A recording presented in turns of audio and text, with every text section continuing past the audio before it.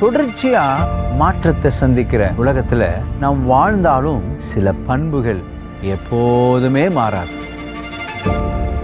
இதைதான் மனநிலைகள் என சொல்கிறோம். எகிப்தில் இருந்தபோது இஸ்ரவேலர்கள் எப்படி அடிமை மனப்பான்மையை வளர்த்து கொண்டார்கள் என்பதை பார்த்தோம். செங்கடலை எதிர்கொண்ட போது அவர்கள் பயந்து கவலைப்பட்டாங்க.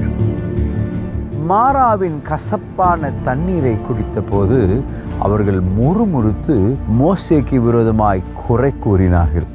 சீன் வனாந்திரத்தில் கீழ்ப்படியாமை மற்றும் அதிருப்தியின் மனநிலை வெளிப்பட்டது. பொறுமை இழந்த இஸ்ரவேலர்கள் தாங்கள் ஆராதிக்க பொன் கன்றுக்குட்டியை செய்யும் மாற்று மனநிலையை கொண்டிருந்தனர்.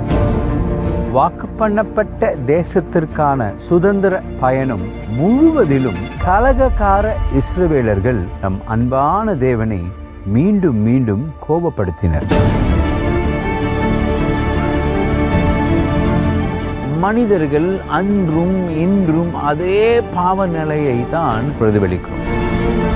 நம் வாழ்வில் கர்த்தரின் வழிநடத்துதலை நாம் அனுபவித்திருக்கிறோம்.